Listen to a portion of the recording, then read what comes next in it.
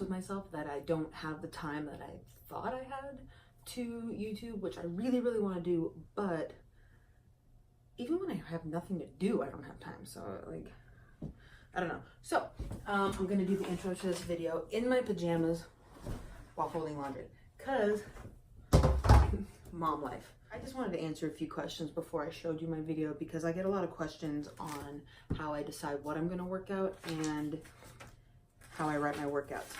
Everything that I learned, other than the workouts that I got from my coach, Melanie, at the beginning of last year, but over the last few years, I looked everything up. I looked everything up on Pinterest and YouTube and kind of just did things and tried to see what worked for me. And if it didn't work, I didn't do it again. And I still do that.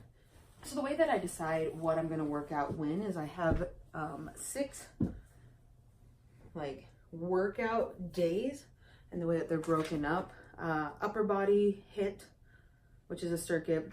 I do legs, which is lifting, chest and tricep lifting, lower body HIIT, which is a circuit, back and bicep, and then shoulder and glutes. And like the way I decide what days I'm gonna work out what is pretty technical, pretty sophisticated programming, if I do say so myself. I use this piece of paper and I use stickies, and I just move them to the day that I'm gonna do it. That's it. I just move them around. Questions that I'm constantly asked is when I sleep. I actually function pretty well on little sleep. I get about 5 to 6 hours of sleep a night, which is good for me. Every once in a while, I just need like one day to just sleep in and kind of veg out. But other than that, I function pretty well on minimum sleep. Every once in a while at work, I will take a nap, but my naps are about 10 to 12 minutes long. And then anything after that, I feel like it's a step backwards. I don't know if that happens to anyone else, but napping longer than 15 minutes for me is a death sentence. And then I have a headache and it doesn't work out for me. So I don't nap very much.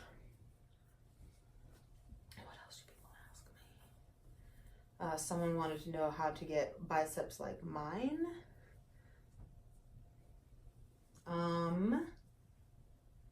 I lift heavy. I rotate between lifting high reps and low weight, and then low reps and high weight. On the days that I lift high reps, low weight, I normally do, let's see, 20, 15, 10, and increase the weight as it goes. And then the days that I lift low reps, high weight, I lift 15, 12, 9. So I did my leg workout, copy it. I'm all for people copying my workouts. This isn't gonna fit me.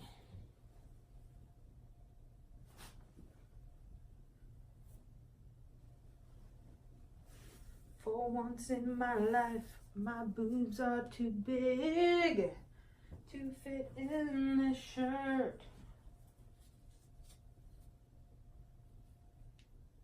Because it's a child small. Okay. Every year, if you've been a member at my gym for the whole year, then the beginning of the year, they give you a free t-shirt. I seem to have gotten the wrong size. I'll just give this to Eden, I guess. Anyways, so yeah. Watch my workout. Copy it. If not, that's my workout.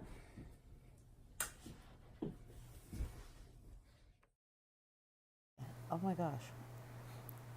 I don't know why. This is so exciting that I've gotten this far, because I have recorded many workouts and I've actually edited probably 2 or 3 workouts, and I never actually got far enough to do a voiceover and then attempt to share it with you, which is super exciting, except for the fact that as I watch this, I realize I'm much bigger than I thought I was. And I wish it was the camera adding 10 pounds, and I don't think it is. I think it's November and December chocolates and eating like an asshole. So, but let's spend the next 7 minutes together, I think. So today I am doing a leg workout. It's been a while since I've done a HIIT. high interval or high intensity interval training. So I'm going to be doing a circuit, but I always start out every workout with 10 minutes of cardio. But after seeing this footage, I think I'm going to bump that up to 15 or 20 because it clearly will not do any harm. But, oh, I'm singing. Getting it, girl. So when I do stair climber, I do the same 10-minute circuit, I guess. I do 5 minutes of regular stair climbing at a speed of 8 to 10, and then I do 1 minute each of side steps on each side. So here is my right leg, and then I will turn to my left and do a minute there. And then after that, I do a minute of double step with a glute kickback, trying to isolate my glute muscles, trying to grow that booty. But pretty much my goal is, the first half is to keep my heart rate above 160, and the second is to isolate different muscle groups, while trying to keep my heart rate above 160. But normally at this time, my heart rate is consistently around 175. So here are the glute kickbacks. And this is where my nosy friend next to me has realized I'm recording and attempts to inform her husband. And he's like, I don't give a. But she proceeds to watch me throughout the entire warm up. Then I turn around and I do reverse on the stair climber, which you'd think would be pretty easy, but is actually, this is where my heart rate jumps up to about 180. And then I turn around and I finish off with 1 minute of high knees doing 2 steps, and then proceed to die slowly at the end, where my heart rate was about 185, 186. It's a lot harder now to tell what my heart rate is because my heart rate monitor isn't on a watch. It's hooked up to my phone, which I'm trying to get better at not caring about. So today I did a lower body circuit. So I'd run 1 lap, and in my gym, a lap is 1/8 of a mile. And then I would do 10 box jumps. And this box is, luckily they switched over to these foam boxes, which are really nice, better for lower impact. But it's 24 inches high. CrossFitter's going to look at this and say I'm doing it wrong, but I don't jump back down because I don't want to blow my kneecap out. I try to stay in a controlled state. Then I hop over to do 15 step-ups on each side, holding 60 pounds. My step-up here was probably 12 to 14 inches. It's not as tall as it normally is. For me, I normally do 18 inches, but the bench was being used. But this ended up working everything I needed it to work. And I make sure that when I get to the top of the step to squeeze my glutes and my hamstrings. But yeah, I'm just slowly dying here. And especially now that the camera's closer, I realize my lower body needs some more cardio. So now I'm moving over to do 20 standard squats with 30 pounds. I kind of use whatever is available to me up in the alcove. There's not as many weights upstairs as there are downstairs in my gym, but it gets the job done.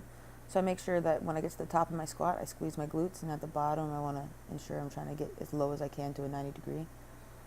After my squats, I move over to hydrant lifts with a 20-pound dumbbell. I do 15 on each side. So you're going to watch, I do like a side sweeping motion. It's pretty weird because I'm kind of incorporating a donkey kick and then a hydrant lift, and I'm isolating my glutes again and my hamstrings. So it's like this weird propeller looking thing.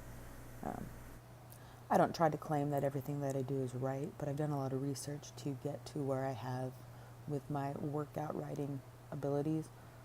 But it works for me. Try it out. Just play with different things. That's all I can suggest. The last thing that I do is 10 walking lunges with the same 30 pounds that I use for my squats, and then that's it. I do 4 rounds of this entire circuit, which gives me a half mile of running and my 4 rounds of leg training. And normally with these kinds of workouts for lower body, I burn anywhere between 600 and 800 calories for the entire hour that I'm at the gym. But other than that, I'm done. The 10 minutes I did of cardio, my circuit, and then I always do 4 sets of 25 core ab workout. But yeah, my motto now is hour and done. Walk away from whatever I'm doing. I have to get home. I'm a full-time working mom. I don't have 2 hours to be spending as a gym rat anymore. But yeah, please come back. Keep watching. Hopefully I get better at this. But thank you. Bye.